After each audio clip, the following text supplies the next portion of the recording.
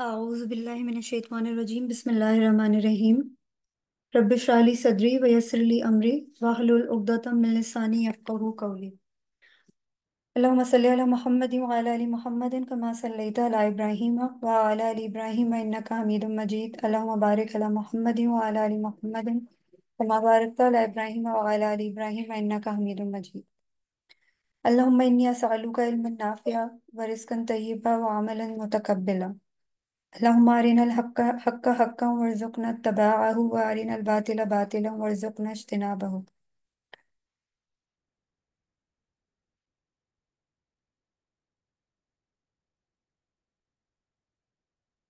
सूरह बकरा की आयत नंबर 105 है।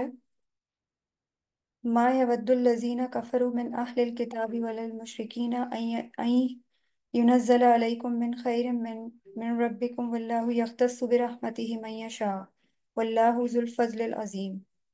और नहीं चाहते वो लोग जिन्होंने कुफ्र किया अहले किताब में से और मुशरिकीन में से कि नाजिल हो तुम पर कोई भी खैर तुम्हारे रब की तरफ से, और अल्लाह खास कर लेता है अपनी रहमत के साथ जिसको चाहता है, और अल्लाह ताला बड़े फजल वाला है। इस आयत में बेसिकली अल्लाह ताला, आपको याद होगा हमने पिछली वर्सेस में यही चीज़ें डिस्कस की थी कि यहूद जो हैं वो एक्सेप्ट नहीं करते कि बनी इस्माइल में से कोई नबी क्यों आया है। हालांकि उन्हें मालूम है अच्छी तरह, और उनकी किताबों में जो अल्लाह ताला ने निशानियां भेजी थी आखिरी नबी की, वो जानते हैं कि वो आखिरी नबी हैं, मगर इसके बावजूद वो जिद और हठ धर्मी पर उतरे हुए हैं।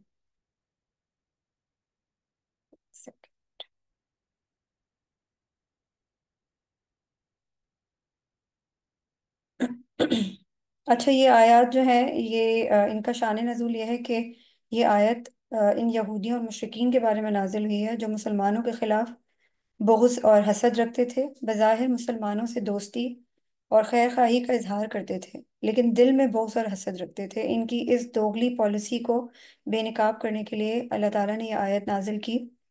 वो नहीं चाहते थे कि अल्लाह ताला की तरफ से मुसलमानों पर कोई भी खैर व बरकत नाजिल हो। उनकी ख्वाहिश थी कि नबूवत और वही का सिलसिला उन्हीं के अंदर महदूद रहे। और जब ये सिलसिला हज़रत मोहम्मद मुस्तफ़ा सल्लल्लाहु अलैहि वसल्लम पर नाजिल हुआ तो वो हसद में मुब्तला हो गए। इस आयत में अल्लाह ताला मुसलमानों को यहूदों मुशरिकीन की दुश्मनी और हसद से आगाह करें। बेसिकली अहले किताब और मुशरिकीन इस बात को नापसंद करते हैं कि अल्लाह की रहमत और वही मुसलमानों पर नाजिल हो, लेकिन अल्लाह ताला जिसे चाहें अपनी रहमत से नवाजें और अता करें। और अल्लाह ताला का जो है वो अजीम फजल है कि उसने नबूवत का इंतखाब हज़रत मोहम्मद सल्लल्लाहु अलैहि वसल्लम के लिए फरमाया। इमाम इब्न कसीर ने भी इस आयत की तफसीर में जिक्र किया है कि यहूद और मुशरिकीन मुसलमानों पर नाजिल होने वाली वही और ख़बर को हसद की वजह से नापसंद करते थे। अल्लाह ताला ने अपने नबी हज़रत मोहम्मद मुस्तफ़ा सल्लल्लाहु अलैहि वसल्लम को मुंतखब किया और उन्हें अपनी रहमत से नवाजा, जिस पर यहूद हसद करते रहे। इससे रिलेटेड एक हदीस है हज़रत अब्दुल्ला से मरवी। हज़रत अब्दुल्ला बिन अब्बास रज़ी अल्लाह ताला अन्हो से रिवायत है कि यहूदियों की एक जमात मुसलमानों के साथ दोस्ती और खैर ख्वाही का इजहार करती थी, लेकिन दिल में बुग़्ज़ रखती थी। इस पर यह आयत नाजिल हुई ताकि मुसलमानों को इनकी हकीकी नीयत से आगाह किया जाए। यहूद ने जो दो झूठे दावे किए थे, पहला ये कि उनका मजहब इस्लाम से बेहतर है, दूसरा ये कि वो मुसलमानों के बहुत ज्यादा खैर ख्वाह हैं और वो मुसलमानों की भलाई चाहते हैं। पहला दावा दलील से खाली था, क्योंकि अल्लाह ने इस्लाम को साबका तमाम दीनों के या अदियान की तकमील और इनके अहकामात को मनसूख करने के लिए भेजा था। दूसरे दावे की तरदीद इस आयत में की गई कि वो दिल से मुसलमानों के भलाई के ख्वाहिशमंद नहीं थे। हजरत इब्न अब्बास रज़ी अल्लाह ताला अन्हों से रिवायत है कि ओके, ये मैं डिस्कस कर चुकी हूँ। हजरत अबू हुरैरा रज़ी अल्लाह ताला अन्हु से रिवायत है कि नबी अकरम सल्लल्लाहु अलैहि वसल्लम ने फरमाया कि हसद नेकियों को इस तरह खा जाता है जैसे आग लकड़ी को। हमने लास्ट सेशन में भी डिस्कस किया था कि यहूद जो थे मदीना के, अ, उन्होंने इस्लाम के आगाज से ही मुसलमानों की मुखालफत की, हालांकि उन्हें तौरात में आखिरी नबी की निशानियां मालूम हो चुकी थीं। और हसद और ताज्जुब ही था जिसकी वजह से उन्होंने इस्लाम को कबूल करने से इनकार कर दिया। اور یہودیوں نے منافقین کے ساتھ مل کر مسلمانوں کو نقصان پہنچانے کی کوشش بھی کی، لیکن اللہ نے ہمیشہ مسلمانوں کی مدد فرمائی۔ جیسے کہ سورہ بقرہ کی آیت نمبر 109 میں اللہ تعالیٰ فرماتے ہیں، بہت سے اہل کتاب اپنے حسد کی بنا پر یہ چاہتے ہیں کہ تمہارے ایمان لانے کے بعد تم پھر کفر کی طرف لوٹ جاؤ۔ اس کے علاوہ قبلے کی تبدیلی پر یہودیوں کا جو ری ایکشن تھا، یعنی پہلے مسلمان بیت المقدس کی طرف رخ کر کے نماز پڑھتے تھے، جو کہ بیسکلی یہودی مانتے ہیں کہ ان کا قبلہ تھا۔ حالانکہ ہم سب کو پتہ ہے کہ حضرت آدم علیہ السلام کے ٹائم سے ایک ہی دین چلا آ رہا ہے، اور وہ ہے اسلام کا، جو اللہ تعالیٰ اس پوری دنیا میں نافذ کرنا چاہتے تھے۔ اور اسی مقصد کے لیے پہلا ہمارا جو وہ تھا، قبلہ تھا، وہ بیت المقدس تھا۔ لیکن یہودیوں کو یہ ظان تھا کہ وہ ہمارا قبلہ ہے، اور ہم ہی اس دنیا کے اوپر حکمرانی کرتے ہیں، اور ہم ہی اللہ کی لاڈلی قوم بھی ہیں۔ جب اللہ کے حکم سے قبلہ خانہ کعبہ کی طرف موڑا گیا تو یہودیوں نے obviously ان کو تکلیف ہوئی، اور انہوں نے حسد میں اعتراضات کیے۔ اور ان کے اعتراضات یہ تھے، وہ کہتے تھے کہ مسلمانوں کا دین تو غلط ہے کیونکہ انہوں نے قبلہ تبدیل کر لیا ہے، اور ان کا خیال تھا کہ بیت المقدس کی طرف رخ کرنا ان کی مذہبی برتری کا اظہار ہے۔ لیکن جب قبلہ تبدیل ہوا تو وہ اپنی برتری کھو بیٹھے، اور اسی وجہ سے انہوں نے اپنی جو ایک اندر سے ان کو ایک شرمندگی اور ایک احساس محرومی ہو رہا تھا کہ ہم تو ہمارا قبلہ تھا وہ ہم سے چھوٹ گیا، یا ہم وہ قدر کھو بیٹھے ہیں جو ان کو مل رہی ہے۔ تو اس کے جواب میں اللہ تعالیٰ نے سورہ بقرہ کی آیت نمبر 142 میں کہا، بے وقوف لوگ کہیں گے کہ کس چیز نے ان مسلمانوں کو ان کے اس قبلے سے پھیر دیا جس پر وہ پہلے تھے۔ یہودی علماء کو اچھی طرح علم تھا کہ نبی اکرم صلی اللہ علیہ وسلم آخری نبی ہیں، جیسا کہ ان کی کتابوں میں واضح نشانیاں موجود تھیں، مگر حسد کی وجہ سے انہوں نے اسلام قبول نہیں کیا، حالانکہ وہ جانتے تھے کہ کیا صحیح ہے اور کیا غلط۔ لیکن ضد اور ہٹ دھرمی کی وجہ سے انہوں نے اپنا خود کا ہی نقصان کیا۔ حضرت عبداللہ بن سلام رضی اللہ تعالیٰ عنہ، جو ہم نے لاسٹ ٹائم بھی ڈسکس کیا تھا، وہ یہودی عالم تھے اور انہوں نے اسلام قبول کر لیا تھا۔ اسی وجہ سے یہودیوں نے انہیں بہت برا بھلا کہا۔ ان کے ایمان لانے سے یہود کے باطل عقائد کی تردید ہو گئی تھی، اس لیے حسد میں وہ ان کے خلاف بھی ہو گئے۔ ایک اور سورہ بقرہ کی آیت نمبر 90 میں اللہ تعالیٰ فرماتے ہیں، کتنی بری چیز ہے جس کے بدلے میں انہوں نے اپنے آپ کو بیچ ڈالا، یعنی محض اس حسد میں کہ اللہ اپنے فضل سے اپنے بندوں میں سے جس پر چاہتا ہے وہی نازل فرماتا ہے۔ ہم سب کو یاد ہے جنگ احزاب میں یہودیوں نے کیا سازشیں کی تھیں۔ مدینہ کے یہودیوں نے مشرکین مکہ کے ساتھ مل کے مسلمانوں کے خلاف جنگ احزاب کی منصوبہ بندی کی، اور وہ اسلام کی بیسکلی بڑھتی ہوئی طاقت سے خوفزدہ تھے، اور مسلمانوں کی ترقی کو وہ برداشت نہیں کر سکتے تھے، اس لیے انہوں نے سازش کی۔ بنو نذیر کے یہودی سردار حئی بن اخطب نے مشرکین مکہ کو مسلمانوں پر حملے کے لیے اکسایا۔ بنو قریظہ نے معاہدہ توڑ کر جنگ کے دوران مسلمانوں کے خلاف سازشیں کی، لیکن اللہ نے اپنی مدد بھیجی، اللہ نے مسلمانوں کو فتح عطا کی اور یہودیوں کی سازشیں ناکام ہو گئیں۔ سورہ احزاب کی آیت نمبر 9 میں اللہ تعالیٰ فرماتے ہیں، اے ایمان والو، یاد کرو اللہ کی نعمت کو جو تم پر ہوئی، جب تم پر لشکر چڑھ آئے تو ہم نے ان پر آندھی بھیجی اور ایسے لشکر جو تمہیں نظر نہیں آتے تھے۔ یہودیوں کے قلعے خیبر میں تھے اور انہوں نے کئی بار مسلمانوں کے خلاف جنگی سازشیں بھی کی۔ خیبر کی یہودی ریاست کو مسلمانوں کی طاقت بڑھنے سے بہت خطرہ تھا۔ مشرکین مکہ کے ساتھ مل کر جنگ کی تیاری بھی کی انہوں نے، اور رسول اللہ صلی اللہ علیہ وآلہ وسلم کو زیر کر دینے کی سازش بھی کی، مگر نتیجہ کیا نکلا؟ اللہ نے مسلمانوں کو خیبر میں بھی فتح عطا کی اور یہودیوں کی سازش کو ناکام بنا دیا۔ سورہ نساء کی آیت نمبر 54 میں اللہ تعالیٰ فرماتے ہیں، کیا یہ لوگوں سے اس چیز پر حسد کرتے ہیں جو اللہ نے اپنے فضل سے انہیں عطا کی ہے؟ بیسکلی اس کا کیا مطلب ہے؟ یہودی اور مشرکین اس بات پر حسد کرتے تھے کہ نبوت اور ہدایت بنی اسرائیل کے بجائے بنی اسماعیل کو کیوں دے دی گئی ہے۔ اسی طرح سورہ آل عمران کی آیت نمبر 19 میں اللہ تعالیٰ فرماتے ہیں، اللہ کے نزدیک دین صرف اسلام ہے، اور اہل کتاب نے جو اختلاف کیا تو وہ علم آ جانے کے بعد محض اس کی ضد اور حسد کی وجہ سے تھا۔ اس میں یہود کو علم تھا، بیسیکلی اللہ تعالیٰ یہ یہود کو بتا رہے ہیں کہ ان کو علم تھا کہ اسلام حق ہے، مگر انہوں نے حسد کی بنا پر اس کا انکار کر دیا۔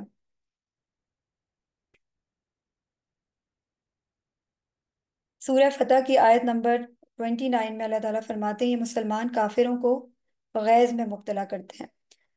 بیسکلی یہودیوں کا جو پروپیگنڈا تھا وہ یہ چاہتے تھے، وہ خیر خواہ نہیں تھے مگر وہ پریٹینڈ ایسے کرتے تھے کہ وہ مسلمانوں کے خیر خواہ ہیں، اور وہ ان کے عقیدوں کو ہلانے کی کوشش کرتے تھے، اور ان کو بتاتے تھے کہ یہ آگے ہم اگلی ہم آیت میں جب جائیں گے تو ہمیں آئیڈیا ہوگا کہ وہ کس طریقے سے جو ہے وہ مسلمانوں کو ورگلانے کی کوشش کرتے تھے کہ وہ اپنے دین سے واپس پھر جائیں۔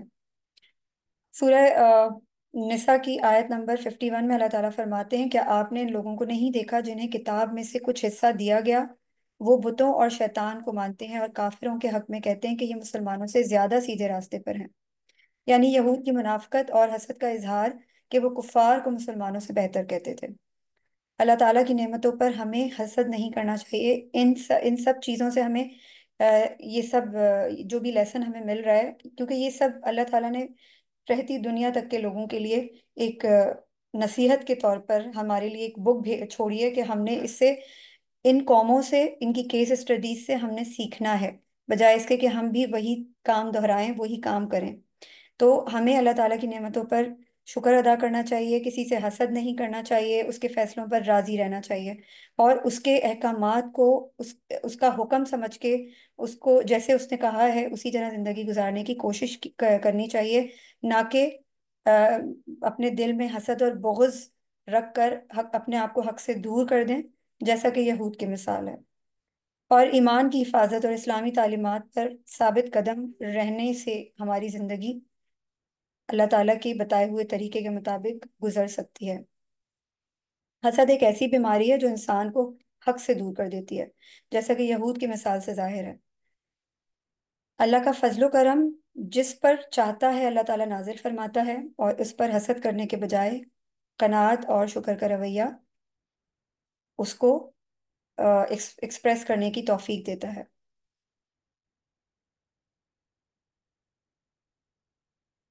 اس کے بعد ہم نیکسٹ ورس پہ جاتے ہیں۔ آیت نمبر 106 ہے، ما ننسخ من آیات او ننسیها ناتی بخیر منها او مثلیها الم تعلم ان اللہ لا کل شیء قدیر۔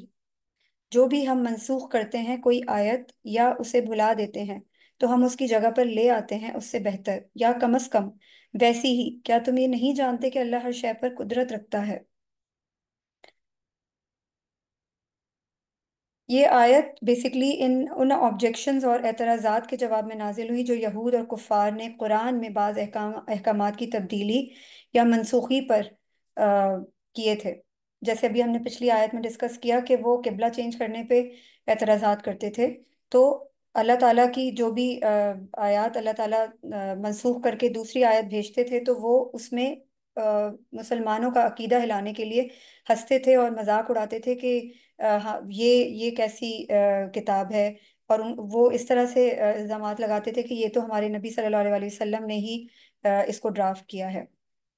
ان کا کہنا تھا کہ اگر یہ اللہ کا کلام ہے تو اس میں تبدیلی کیوں ہوتی ہے؟ اللہ تعالیٰ نے اس آیت کے ذریعے وضاحت فرمائی کہ نسخ یعنی کسی حکم کو منسوخ کرنا اللہ کی حکمت کا حصہ ہے، اور وہ اپنی مخلوق کی بہتری کے لیے ہی ایسا کرتا ہے۔ نسخ کا مطلب کسی سابقہ حکم کو ختم کر کے اس کی جگہ نیا حکم نافذ کرنا ہے۔ اللہ تعالیٰ اپنی حکمت کے تحت بعض اوقات احکام میں تبدیلی فرماتے ہیں تاکہ انسانوں کی ضروریات اور حالات کے مطابق رہنمائی فرمائی جا سکے۔ یہ تبدیلیاں ہمیشہ بہتری کی طرف ہوتی ہیں، یعنی نیا حکم پہلے سے بہتر یا اس کے مساوی ہوتا ہے۔ اس میں ایک حدیث ہے، حضرت عبداللہ بن عباس رضی اللہ تعالیٰ عنہ سے روایت ہے کہ یہودیوں نے نبی اکرم صلی اللہ علیہ وسلم سے کہا، اگر تم حق پر ہو تو پہلے جو قبلہ تھا بیت المقدس اسے کیوں چھوڑ دیا؟ اس پر یہ آیت نازل ہوئی، اور ابھی ہم نے اس کے بارے میں ڈیٹیل میں ڈسکس بھی کیا ہے کہ جب بیت المقدس جو ہے وہ شفٹ ہوا، قبلہ ہمارا شفٹ ہوا بیت المقدس سے کعبہ کی طرف، تو یہ سب سے نمایاں واقعہ ہے جو نسخ کی بہترین مثال ہے۔ ابتدائی دور میں مسلمان بیت المقدس کی طرف رخ کر کے نماز پڑھتے تھے کیونکہ یہی حکم تھا۔ یہودیوں نے اس پر اعتراض کیا کہ مسلمان ان کے قبلے کی طرف رخ کر کے نماز کیوں پڑھتے ہیں؟ نبی اکرم صلی اللہ علیہ وسلم کی یہ خواہش تھی کہ قبلہ خانہ کعبہ ہو، کیونکہ یہ حضرت ابراہیم علیہ السلام کا قبلہ تھا۔ سورہ بقرہ کی آیت 144 میں اللہ تعالیٰ نے قبلے کو خانہ کعبہ کی طرف تبدیل کر دیا، جیسے کہ ہم نے اوپر ڈسکس کیا تھا۔ اور اس میں اللہ تعالیٰ فرما رہے ہیں، قد نرا تقل تقلب وجهك في السماء فلنولینک قبلة ترضاها، ہم تمہارا چہرہ آسمان کی طرف بار بار اٹھتے ہوئے دیکھ رہے ہیں، سو ہم تمہیں وہ قبلہ کعبہ دکھا دیں گے جسے تم پسند کرو گے۔ یہ آیت کعبہ مسجد حرام کو مسلمانوں کا قبلہ مقرر کرنے کا حکم دیتی ہے، اور اس تبدیلی کے حوالے سے وضاحت کرتی ہے کہ یہودیوں نے پھر اس تبدیلی پر اعتراض کیا اور اسے حقانیت پر شک کی بنیاد بنا دیا۔ اس کے جواب میں پھر یہ آیت نمبر 106 نازل ہوئی تھی، جس میں اللہ تعالیٰ نے نسخ کے فلسفے کو بیان کیا ہے۔ اور اس واقعے سے ہمیں کیا سیکھنے کو مل رہا ہے کہ اللہ کی حکمت کے تحت تبدیلیاں ہوتی ہیں، اور ہمیں ان پر ایمان اور تسلیم و رضا کے ساتھ عمل کرنا چاہیے۔ ہم اللہ کے کسی بھی حکم کو چیلنج نہیں کر سکتے۔ اس کے علاوہ روزوں کے احکامات میں بھی تبدیلی آئی تھی، اس میں بھی کیس اسٹڈیز ہیں۔ اور شراب کی حرمت کا تدریجی نفاذ، جیسے اسلام سے قبل عربوں میں شراب نوشی عام تھی، فوری طور پر اس کے مکمل ممانعت کرنا اس کے لیے مشکل تھا، اس لیے تدریجاً اس کو حرام قرار دیا گیا۔ یعنی پہلے مرحلے میں سورہ بقرہ کی آیت 2019 میں صرف یہ اشارہ دیا گیا کہ اس میں نقصان زیادہ ہے۔ یعنی اللہ تعالیٰ اس میں فرماتے ہیں کہ وہ تم سے شراب اور جوئے کے بارے میں سوال کرتے ہیں، تم کہو ان دونوں میں بڑا گناہ ہے اور لوگوں کے لیے کچھ فائدہ بھی ہے، مگر ان دونوں کا گناہ ان کے فائدے سے بہت زیادہ ہے۔ اور وہ تم سے یہ بھی سوال کرتے ہیں کہ کیا خرچ کریں، تم کہو جو بھی خرچ کرو اپنے اچھا شراب والی ہی ہم ڈسکس کریں گے فی الحال۔ آدھی آیت کے اندر جو اللہ تعالیٰ نے یہ میسج کنوے کیا ہے کہ یہ شراب اور جوئے کے بارے میں ہے، کہ مسلمانوں کو آگاہی دے رہی ہے کہ ان کے نقصانات کو زیادہ ہم اہمیت نہیں دے سکتے، اس کے برعکس ہمیں اس سے اوائڈ کرنا چاہیے۔ اور نیچے اللہ تعالیٰ نے صدقہ دینے کی بھی ہدایت کی ہے۔ دوسرے مرحلے میں سورہ نساء ہے، آیت نمبر 43 میں نشے کی حالت میں نماز پڑھنے سے اللہ تعالیٰ نے منع فرمایا ہے۔ یعنی اے ایمان والو، جب تم شراب پی چکے ہو تو نماز کے قریب نہ جاؤ جب تک کہ تم نہ سمجھو کہ تم کیا کہہ رہے ہو، اور نہ ہی ایسی حالت میں ہو سوائے اس کے کہ سفر پر جا رہے ہو، یہاں تک کہ غسل کر لو۔ تو اللہ تعالیٰ نے یہ سیکنڈ مرحلے میں یہ آیت اتاری، ٹھیک ہے۔ اور اس کے بعد اللہ تعالیٰ نے تیسرے مرحلے میں سورہ مائدہ کی آیت نمبر 90 میں مکمل طور پر شراب کو حرام قرار دے دیا۔ یعنی شراب، جوا اور بتوں کو پوجنا، اور فال کے تیر، یعنی یہ جو پانسے پلٹنے کے کھیل ہوتے ہیں، سب ناپاک شیطانی کام ہے، شیطان کے اعمال ہیں یہ، ٹھیک ہے۔ تو بیسیکلی اللہ تعالیٰ یہ بتانے کی کوشش کر رہے ہیں ہمیں کہ اللہ تعالیٰ جب چاہیں جیسے چاہیں کسی بھی چیز کو منسوخ کر سکتے ہیں۔ اللہ کی ہر کام میں حکمت اور بہتری ہوتی ہے۔ ان احکامات میں تدریج سے تبدیلی اللہ کی حکمت کا حصہ ہے تاکہ لوگ آسانی سے ان کو اپنا سکیں۔ اللہ تعالیٰ نے یہ حکمت عملی کے تحت آہستہ آہستہ جو لوگ بھی اس میں مشغول تھے شراب نوشی میں، کہ ایک دم سے وہ نہیں چھوڑ سکیں گے، تو اللہ تعالیٰ نے آہستہ آہستہ اس حکم کو منسوخ کیا۔ اس کے بعد جہاد کے اوپر آ جاتے ہیں کہ مکہ مکرمہ میں مسلمانوں کو صرف صبر اور برداشت کا حکم دیا گیا تھا، انہیں لڑائی کی اجازت نہیں تھی۔ ہجرت کے بعد مدینہ منورہ میں حالات بدلے اور مسلمانوں کو اپنا دفاع کرنے کی اجازت دے دی گئی۔ پہلے مرحلے میں سورہ حج کی آیت نمبر 39 میں دفاعی جنگ کی اجازت دی گئی، یعنی آ، اجازت دی گئی ان لوگوں کو جو لڑائی کر رہے ہیں، کیونکہ ان پر ظلم ہوا ہے۔ دوسرے مرحلے میں پھر انہیں ظلم کے خلاف لڑنے کا حکم دیا گیا، اور تیسرے مرحلے میں بعد میں حملہ آوروں کے خلاف مکمل جنگ کی اجازت دے دی گئی۔ حالات کے مطابق احکامات میں تبدیلی حکمت کا حصہ ہوتی ہے تاکہ مسلمان مناسب وقت پر درست اقدام کر سکیں۔ یہ واقعات واضح کرتے ہیں کہ اللہ تعالیٰ احکام میں تبدیلی فرماتے ہیں تاکہ انسانوں کے لیے آسانی ہو اور وہ بہتر طور پر ان پر عمل کر سکیں۔ نسخ اللہ کی حکمت اور رحمت کا مظہر ہے جو وقت اور حالات کے مطابق ہوتا ہے۔ ہمیں اللہ کی طرف سے آنے والی ہر تبدیلی کو حکمت، علم اور خیر کا حصہ سمجھ کر قبول کرنا چاہیے۔ جیسے ہمارے ساتھ کبھی کبھی ناگہانی ہو جاتی ہے، ہم کبھی کبھی زندگی میں پریشانیاں آ جاتی ہیں، ہم گھبرا جاتے ہیں، لیکن ہم اس کی اللہ کی حکمت کو نہیں سمجھتے، اور اس کی یہ نہیں سمجھتے کہ اللہ تعالیٰ کی ہر کام میں حکمت ہوتی ہے۔ وہ ہمیں بہت بعد میں پتہ چلتا ہے کہ وہ ہماری آزمائش اللہ تعالیٰ نے کس مقصد کے لیے لی تھی، اور اس کا ایک بہت اچھا ایک انجام ہوتا ہے، اور بہت اچھی خیر کی چیز جو ہے وہ سامنے آتی ہے ہمارے۔ یہ صرف اللہ کو علم ہے ان چیزوں کا، ہمیں اس کی حکمت کو سمجھ کر صبر سے کام لینا چاہیے۔ اسی طرح ایک مشہور واقعہ بھی ہے جہاں وہی کو بھولنے کی بات آئی ہے۔ اچھا، بہت سی چیزیں ایسی ہیں کہ یہاں پہ جیسے اللہ تعالیٰ نے ننسخ کا اور ننسیہا کا لفظ جو ہے وہ یوز کیا ہے اس آیت میں، کہ بھلا دیا جاتا ہے، بھلا دیتے ہیں۔ تو اللہ تعالیٰ ہر چیز پہ قادر ہے، وہ چاہے تو ہمارے دماغ سے محو کروا دے چیزوں کو، اور چاہے تو منسوخ کر دے، اس کو ہر چیز کا حق ہے۔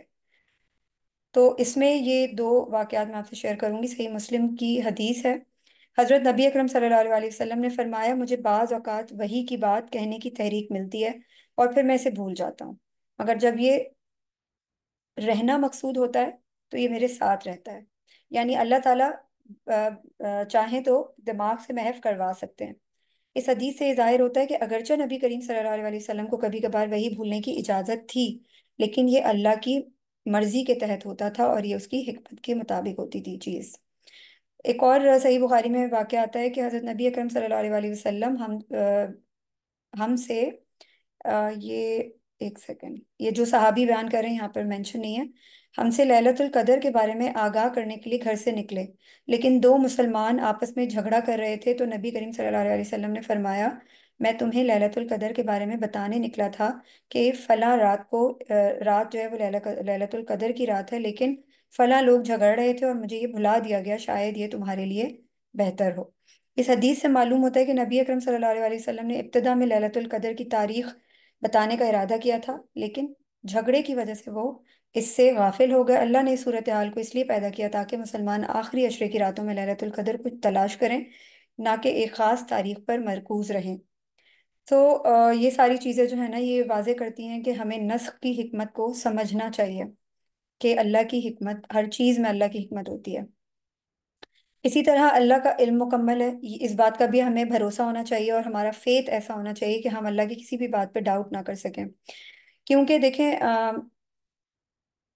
ہم سب کو یہ معلوم ہے کہ ہر چیز دنیا بننے سے پہلے اللہ تعالیٰ نے لوح محفوظ پر محفوظ کر دی تھی۔ سب سے پہلے اللہ تعالیٰ نے قلم کو بنایا تھا، اور اس کے بعد جو ہے وہ ہر چیز کو لوح محفوظ پر محفوظ کر دیا تھا، اور پہلے ہی یہ لکھا ہوا ہے۔ مطلب ہماری زندگیوں میں کچھ بھی ہو رہا ہے وہ پہلے ہی لکھا جا چکا ہے۔ یہ کتاب وہ ہے جس میں ہر وہ چیز درج ہے جو ہو رہی ہوتی ہے اور جو ہونے والی ہے۔ اللہ کا علم وقت کی حدود سے آزاد ہے، اور اس کا علم ہر تخلیق کی ہر تفصیل کو، مطلب سمجھیں، ڈیٹیل سے موجود ہے اللہ کے پاس لوح محفوظ میں، چاہے وہ ماضی ہو، حال ہو یا مستقبل ہو، جیسے کہ قرآن پاک میں فرمایا گیا ہے سورہ حج کی آیت نمبر 70 میں، کیا تم نہیں جانتے کہ اللہ آسمانوں اور زمین کی ہر چیز کو جانتا ہے؟ یقیناً وہ سب کچھ ایک کتاب میں ہے، بے شک یہ اللہ کے لیے بہت آسان ہے۔ یہ آیت اس بات کو واضح کرتی ہے کہ اللہ کا علم انسان کے سمجھنے سے بالا تر ہے، اور وہ سب کچھ لوح محفوظ میں محفوظ ہے۔ یہ کتاب اللہ کے لیے ایک حوالہ نہیں ہے، کیونکہ اللہ کا علم ہر چیز پر محیط ہے اور وہ وقت سے آزاد ہے۔ ہر واقعہ، ہر عمل اور ہر واقعے کے مطلب ہر چیز سے اللہ تعالیٰ جو ہے وہ باخبر ہے، اور وہ اس کے علم میں ہے، اور یہ سب کچھ تخلیق سے پہلے ہی لکھا جا چکا تھا۔ قرآن مجید کے لوح محفوظ میں تخلیق سے پہلے موجود ہونے کے بارے میں ایک حدیث میں بیان کیا گیا ہے۔ حضرت عبداللہ بن عباس رضی اللہ تعالیٰ عنہ سے روایت ہے کہ رسول اللہ صلی اللہ علیہ وسلم نے فرمایا ہے، بے شک اللہ تعالیٰ نے سب سے پہلے قلم کو پیدا کیا اور اسے حکم دیا، لکھو۔ قلم نے عرض کیا، کیا لکھوں؟ اللہ تعالیٰ نے فرمایا، تقدیر لکھو، جو کچھ ہو چکا ہے اور جو قیامت تک ہونے والا ہے۔ یہ حدیث اس بات کی وضاحت کرتی ہے کہ اللہ تعالیٰ نے سب سے پہلے قلم کو پیدا فرمایا اور اسے تمام مخلوقات کی تقدیر لکھنے کا حکم دیا جو لوح محفوظ میں محفوظ ہے۔ بعد میں پھر قرآن مجید میں سورہ بروج کی آیت 21 اور 22 میں اللہ تعالیٰ فرماتے ہیں، بلکہ یہ ایک باعزت قرآن ہے جو لوح محفوظ میں درج ہے، یعنی بل ہوا قرآن مجید فی لوح محفوظ، بے شک یہ تو بڑی شان والا قرآن ہے جو لوح محفوظ میں لکھا ہوا ہے۔ تو یہ آیت بتاتی ہیں کہ قرآن مجید لوح محفوظ میں محفوظ ہے، جہاں سے کوئی چیز نہ مٹائی جا سکتی اور نہ ہی کوئی تبدیلی کی جا سکتی ہے۔ یہ آیت اس بات کی تصدیق کرتی ہے کہ قرآن مجید جو ہے وہ اللہ تعالیٰ کی ہی کتاب ہے، اور اللہ تعالیٰ ہر ایک چیز سے باخبر تھے، کہاں کس چیز کو کس وقت کس آیت کو منسوخ کرنا ہے، کون سی تبدیلی کس وقت لے کر آنی ہے۔ جیسے ہم اگر دیکھیں حضرت آدم علیہ السلام، حضرت آدم علیہ السلام کے ٹائم پر بہنوں کی شادیاں جو ہیں وہ جائز تھیں، ٹھیک ہے، حلال تھیں۔ اس کے بعد اللہ تعالیٰ نے لیٹر آن اس کو منع کر دیا۔ اس کے بعد حضرت نوح علیہ السلام کے زمانے میں جب وہ جہاز سے، وہ شپ سے، اس سے جہاز سے اترے، سیلاب کو تھمنے کے بعد، تو جب وہ اترے تو اللہ تعالیٰ نے ہر جانور کو کھانے کے لیے ان کے لیے حلال کر دیا، کیونکہ اس وقت ان کے پاس کھانے کے لیے کچھ بھی نہیں ہوتا تھا، لیکن لیٹر آن اللہ تعالیٰ نے ان کو حلال اور حرام کے بارے میں بتا دیا۔ ٹھیک ہے؟ تو یہ سب چیزیں جو ہے نا، یہ اسی طرح اور بہت ساری چیزیں ہیں جو ہم دیکھیں تو ہمیں اللہ تعالیٰ کی حکمت سمجھ میں آئے گی۔ حضرت یعقوب علیہ السلام کے زمانے میں دو بہنوں سے ایک مرد نکاح کر سکتا تھا، مگر لیٹر آن اللہ تعالیٰ نے جو ہے وہ اس حکم کو بھی ناجائز قرار دے دیا کہ ایک وقت میں ایک ہی بہن سے نکاح جائز ہے۔ حضرت یعقوب علیہ السلام کی بھی دو بیویاں تھیں جو دونوں سگی بہنیں تھیں۔ تو یہ سب چیزیں ایسی ہیں کہ ہمیں اللہ کی حکمت پتہ چلتی ہے کہ اللہ تعالیٰ نے یہ صرف ٹائم ٹو ٹائم، اللہ تعالیٰ نے یہ چیزیں پہلے سے چونکہ لوح محفوظ میں محفوظ تھیں، یہ صرف اللہ تعالیٰ کی حکمت عملی تھی۔ وہ بہترین جاننے والا ہے، بہترین علم رکھنے والا ہے۔ اور اگر میں ایک آرٹیکل پڑھ رہی تھی تو اس میں نے ایک بندے نے لکھا ہوا تھا کہ میں روز جو ہے نا وہ اپنی یونیورسٹی جاتا تھا، اور میرے پاس جو ہے نا وہ میری واٹر بوٹل ہوتی تھی۔ ٹھیک ہے؟ تو اس نے کہا کہ ایک دن جو ہے وہ میں جا رہا تھا، اور میں گھر سے جب نکلا تو میرے دماغ میں پتہ نہیں کیا آیا، میں نے دو منرل واٹر بوٹلز رکھ لی اپنے پاس۔ اور پھر اس نے کہا کہ میں جب راستے میں تھا تو جس راستے سے میں جاتا تھا وہ راستہ اسٹک ہوا ہوا تھا، مطلب جیم تھا۔ تو میں پتہ نہیں کن کن راستوں سے ہوتا ہوا گزرتا گزرتا گزرتا میں ایک بہت چھوٹے سے ایریا سے نکل رہا تھا۔ تو وہاں میں نے دیکھا کہ ایک خاتون جو ہے وہ دوسری سے بول رہی تھی کہ مجھے بہت شدید پیاس لگ رہی ہے اور پانی نہیں مل رہا مجھے یہاں پر۔ تو اس نے کہا کہ میں نے وہ ان کو بوٹل ہاتھ میں تھمائی اور میں نکل گیا، مطلب کوئی بات نہیں کی میں نے، لیکن اس کا کہنا یہ تھا کہ میں نے جب بعد میں سکون سے جب میں بیٹھا اور میں نے یہ بات سوچی تو یہ بات واقعی میں مجھے اس نے دنگ کر دیا کہ اللہ تعالیٰ کے عرش کے اوپر یہ بات پہلے سے طے ہو چکی تھی، اور اللہ تعالیٰ نے کیسے حالات اور واقعات اس طرح سے بنائے، سچویشن ایسی بنائی کہ وہ جو پانی تھا وہ اس بندی تک پہنچنا تھا کسی بھی صورت میں۔ جیسے اللہ اللہ تعالیٰ کہتے ہیں نا کہ رزق تمہارا جو تمہارے نصیب کا ہے وہ تمہیں مل کے رہے گا، اور جو نہیں ہے تمہارے نصیب میں وہ پوری دنیا بھی مل کر چاہے کہ وہ تمہیں مل جائے، وہ چیز تمہیں نہیں مل سکتی۔ تو یہ سب چیزیں اللہ تعالیٰ کے پاس محفوظ ہیں، لکھی جا چکی ہیں، جو بدل نہیں سکتی کبھی بھی۔ اور ہمیں اللہ تعالیٰ کی حکمت جگہ جگہ نظر آتی ہے، اگر ہم دنیا میں بھی دیکھیں تو بہت نشانیاں اللہ تعالیٰ نے دنیا میں چھوڑی ہوئی ہیں۔ اچھا، اس کے بعد اس کے علاوہ اللہ تعالیٰ جو ہے وہ یہود کو کئی کئی جگہوں پہ جواب بھی دے رہے ہیں۔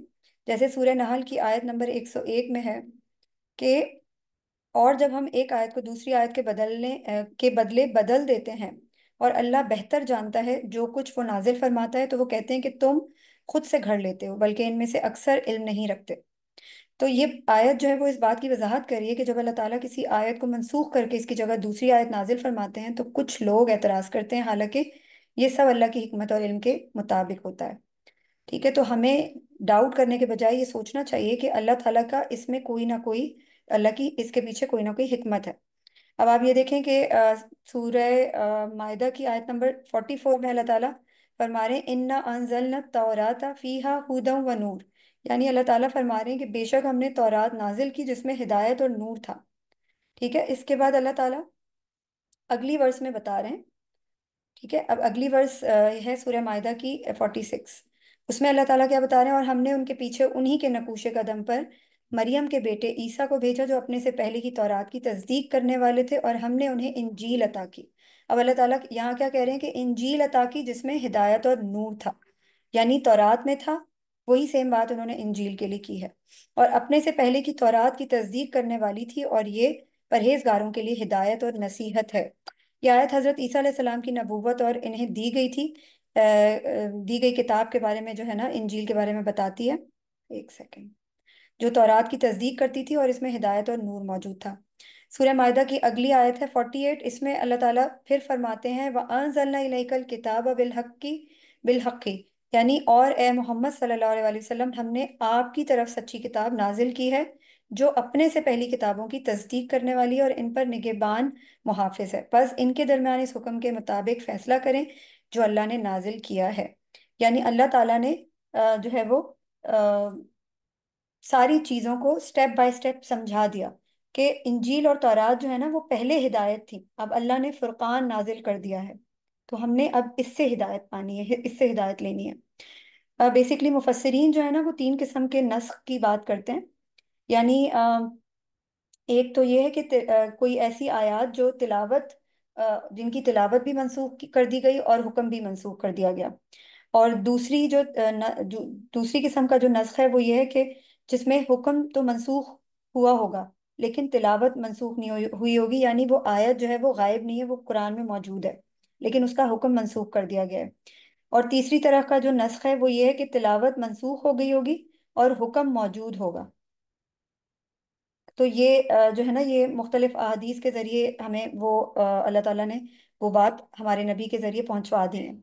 تو یہ بیسکلی یہ مفسرین کا خیال ہے، مگر ہمارا عقیدہ یہ ہونا چاہیے کہ اللہ تعالیٰ نے جو بھی چیز ہم تک پہنچائی ہے وہ ہماری بھلائی کے لیے پہنچائی ہے، اور بہترین علم اور حکمت رکھنے والا ہے وہ اللہ، اور ہمیں اس کے اوپر، اس کی حکمت کے اوپر کوئی بھی ڈاؤٹ نہیں کرنا چاہیے۔ اس کے لیے بھی اللہ تعالیٰ نے جگہ جگہ قرآنی آیات دی ہوئی ہیں کہ وہ پھر بھٹک جاتے ہیں لوگ جو اللہ تعالیٰ کی بھیجی ہوئی آیات کا انکار کرتے ہیں۔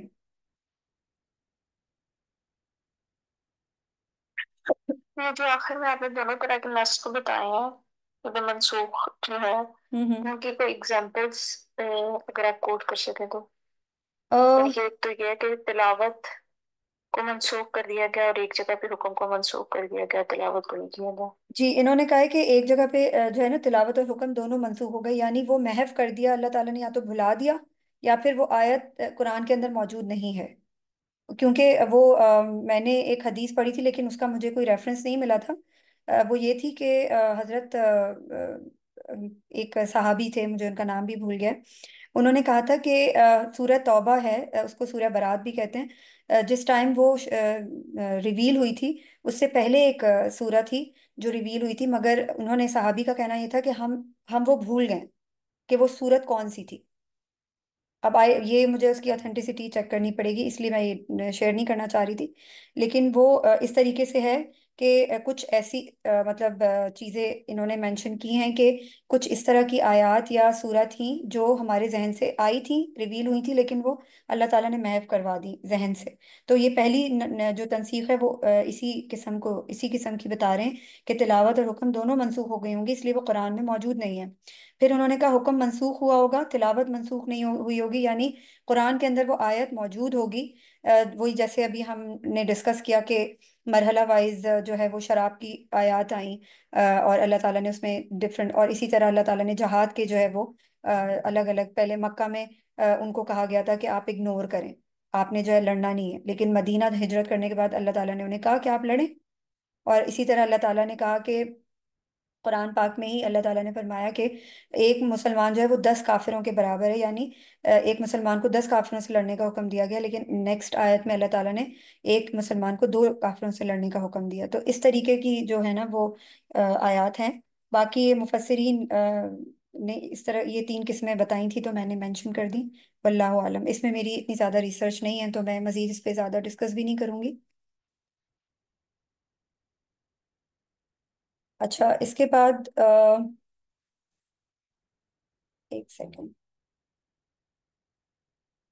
اچھا اس کے علاوہ میں یہ کہنا چاہ رہی تھی کہ جیسے ہمیں اس چیز سے بھی یہ نسخ کا پوائنٹ آف ویو کلیئر کر سکتے ہیں ہم کہ مطلب اس کا تصور ہماری روزمرہ کی زندگی اور سائنسی دنیا میں بھی نظر آتا ہے، یعنی اگر ہم دیکھیں کہ میڈیکل میں، اگر میڈیکل کی فیلڈ میں جو لوگ ہیں ان کو پتہ ہوگا کہ نئی نئی جو ہیں وہ ایکسپیریمنٹس ہو رہے ہوتے ہیں، نئی نئی ڈسکوریز سامنے آ رہی ہوتی ہیں، پرانے علاج یا دوائیں جو ہیں وہ منسوخ ہو کر نئی اور مؤثر دواؤں سے تبدیل ہو جاتی ہیں۔ تو اسی طرح تعلیمی نصاب میں بھی ہم جو ہے وہ وقتاً فوقتاً چینجز، یعنی زندگی میں ہم انوویشنز لاتے رہتے ہیں، ہم چینجز لاتے رہتے ہیں، جیسے جیسے دور ترقی کرتا ہے تو ہم پرانی چیزوں کو چھوڑ کر نئی چیزوں پہ آ جاتے ہیں، لیکن اللہ تعالیٰ کی ہر چیز میں حکمت ہے۔ اللہ تعالیٰ کو ہر ہر چیز کا پہلے سے معلوم تھا کہ انہوں نے کون سی ٹائم پہ کس چیز کو منسوخ کرنا ہے اور کون سے چیز کو لاگو کرنا ہے۔ تو یہ اللہ تعالیٰ ہے جن کو ہر چیز کا علم ہے، اور وہ بہترین علم رکھنے والے ہیں بے شک۔ اس کے بعد ہم چلتے ہیں نیکسٹ، 107، 107 آیا ہے، الم تعلم ان اللہ لہ ملک السماوات والارض वमा लकुम मिन दूनिल्लाहि मिन वलिय्यिन वला नसीर। क्या तुम नहीं जानते कि अल्लाह ही के लिए बादशाही है आसमानों की और जमीन की, और नहीं है तुम्हारे लिए अल्लाह के सिवा कोई भी हिमायती और ना कोई मददगार। तो बेसिकली ये आयत जो है उन लोगों के एतराज़ात के जवाब में नाजिल हुई जो कुरान में बाज़ अहकाम की तब्दीली या मनसूखी पर सवाल उठाते थे। यानी ये आयत भी पिछली आयत का ही पार्ट है, यानी एक साथ ही ये उतरी हैं। शान नज़ूल से पता चल रहा है अल्लाह ताला ने वजाहत फरमाई है कि आसमानों और ज़मीन की बादशाहत उसी के पास है और वही अपनी हिकमत के मुताबिक अहकाम में तब्दीली का इख्तियार रखता है। इस आयत में अल्लाह ताला ने अपने कामिल कुदरत और हाकमियत का जो है वो हाकमियत को बयान किया है। आसमानों और ज़मीन की बादशाहत जो है वो के उसी के लिए है और वही अपने बंदों के लिए अहकाम मुकर्रर करता है। इसके सिवा ना कोई वली या दोस्त है और ना ही कोई मददगार जो मदद करे किसी की भी, जो उसके फैसलों को बदल सके या उसके हुक्म के बगैर किसी की मदद कर सके। जब तक अल्लाह ना चाहे कोई किसी की मदद नहीं कर सकता। हजरत अबू उमामा बाहिली रजी अल्लाह ताला अन्हु से रिवायत है कि नबी करीम सल्लल्लाहु अलैहि वसल्लम ने फरमाया, कुरान पढ़ा करो क्योंकि ये क़यामत के दिन अपने पढ़ने वालों की शफाअत करेगा। दो रोशन सूरतें अल बकरा और आले इमरान पढ़ा करो क्योंकि ये क़यामत के दिन बादल या साइबान की तरह आएंगी और अपने पढ़ने वालों की शफाअत करेंगी। यह आयत हमें ये लेसन देती है, यानी हमें इस आयत से सीखने को जो मिल रहा है वो ये है कि अल्लाह ताला ही कायनात का मालिक है और हाकिम है।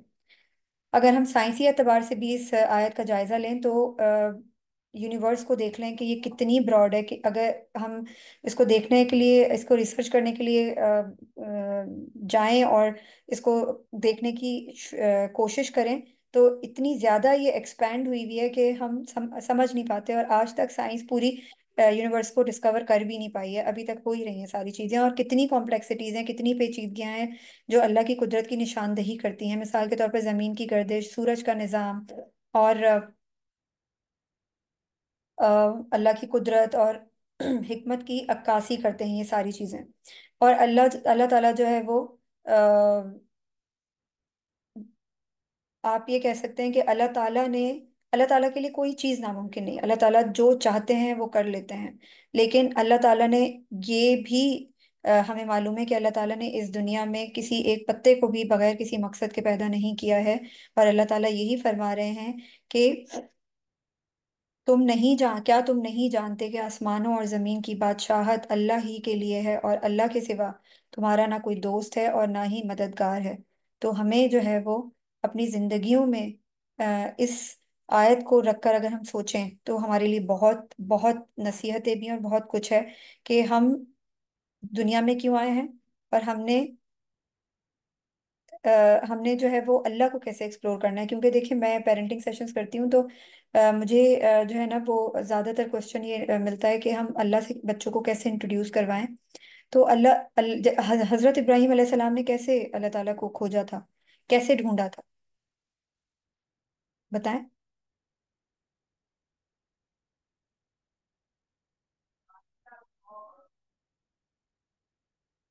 पहले उन्होंने देखा कि वो खिलौने जिनसे मैं बचपन से खेलता हूँ हर कोई उनको खुदा कहता है, लेकिन उन्होंने कहा नहीं ये खुदा नहीं है। फिर उन्होंने आसपास देखना शुरू किया, कायनात पे गौर करना शुरू किया, और वो जैसे जैसे बड़े होते गए पहले उन्होंने सोचा कि चांद खुदा है, फिर चांद डूब गया तो उन्होंने कहा नहीं खुदा तो नहीं डूब सकता, फिर सूरज उन्होंने कहा खुदा है। तो बस ये सारी चीजें, ये सारी निशानियां वो खोजते खोजते अल्लाह तक पहुंचे। इसी तरह जो हमारे आज के दौर के बच्चे हैं, मैं कहती हूँ पहले वो एथियस्ट होंगे, उसके बाद ही वो दीन के ऊपर आ सकते हैं।